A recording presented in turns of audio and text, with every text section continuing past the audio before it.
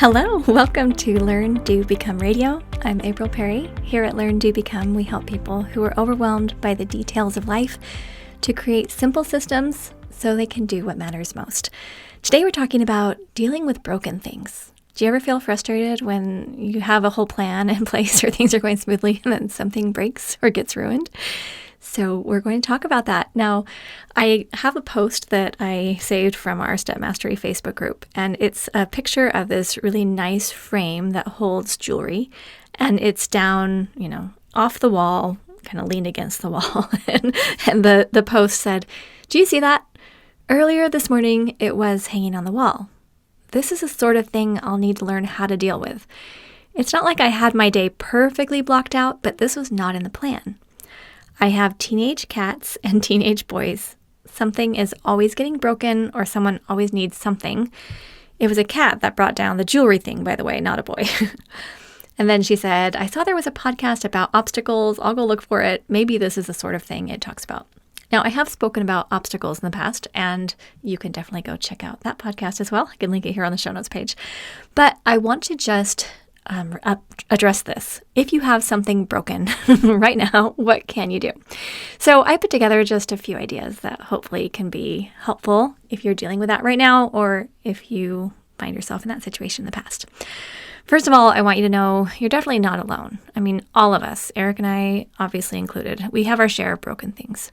And so I have this little framework I'm just going to walk you through. When we do our STEP Command Central and we have our 8 processing questions, this type of thing can also just be processed. Sometimes when people say, if I build a Command Central and I'm organizing papers, how does that actually make my house clean, or how does that make a difference in my life? Well, the way it makes a difference is because any project or thing that happens, you're now able to figure it out and decide, well, how do I move forward? So here are a few questions to consider. First, can you handle it in 2 minutes or less? If you can, then just do it. So if it's just a quick thing that broke and you're like, I just need to toss that, or get out some electrical tape, or, so a little button fell off and I've got some thread and a needle handy and I can just quickly sew it back on, or something like that, then just do it. 2 minutes or less, that 2-minute rule has saved me so many times. But if it can't happen in 2 minutes or less, let's go on to the next question. Will it take 10 minutes or so? But you have all the tools and supplies. You just don't have time right now.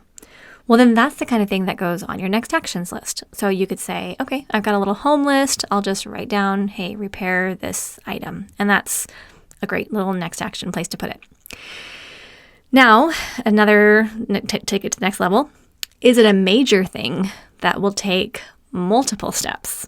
So this was something like I've spoken about recently, where we had some flooding. We had to totally redo our floors and, get wall fixed and new carpet. And it was just this huge thing.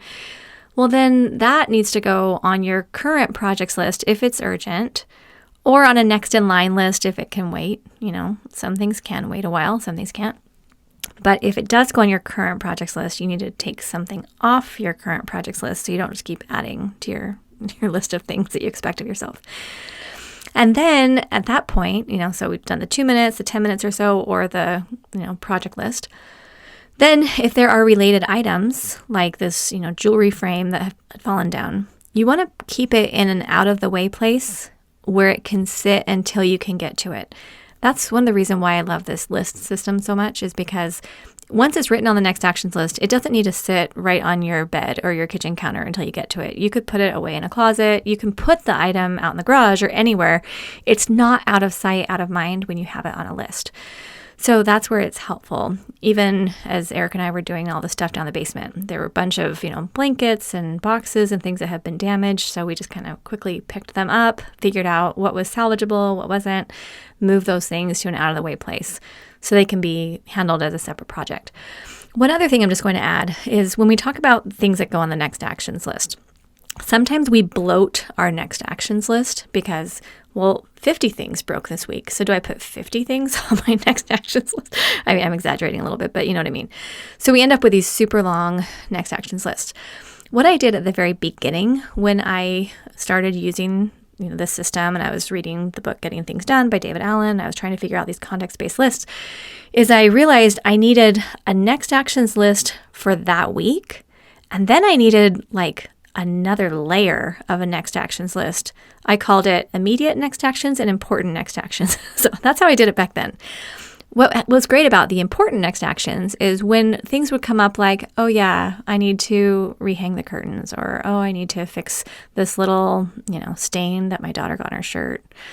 Or maybe that's not a good example, actually. Those are the kinds of things I never got to. But let's say it was something that was, okay, but not totally urgent. I would just put it on the important next actions list where it was still important to me, but it wasn't immediate. And then those things I could get to if I had extra bandwidth, or I could look at it during my weekly planning and maybe move some ththings up. But the concept of adding layers is actually, very common to getting things done, or the GTD methodology, where I remember listening to an interview David Allen did one time, and he just said, yeah, if you have a someday list, you could do someday soon, someday way later. Like, you can create as many layers as you want. So if you just ever notice that your next actions lists are just getting really full, don't hesitate to kind of make another layer, as long as you know you can review it during your weekly review and you can access it. Let's say you've got, a bunch of time at home and you think, well, what should I do? As long as I'm sitting here at home, I've got time to do things. Well, then you can just pull up that list. Anyway, okay. One other thing I'll say is we used to have this little bin in our laundry room, and it was for anything broken or kind of like ripped or stained or things that needed to be mended. Not just normal laundry staining, but stuff like, oh man, this is going to be it's going to be quite the process to get it clean. So when toys would break or things would, need to be mended, we just put it up in this bin. But the joke is that I never got to it. So my kids would outgrow the clothes before I would mend it.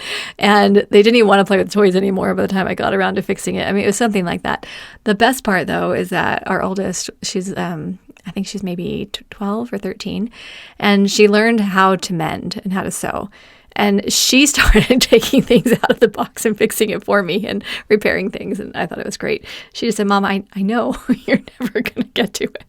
So, that was my own problem. But anyway, it's okay. You know what? We lived. They had enough shirts. It was fine. So anyway, okay. So if right now you have things that are broken, or maybe after this podcast, something breaks and you're like, wow, I am ready. Think that 2-minute rule, put it on a next actions list if needed, or add it to a projects list, current, next in line, someday, that type of thing. And then put the items somewhere where you don't have to look at them because you can just use the list for your reminder.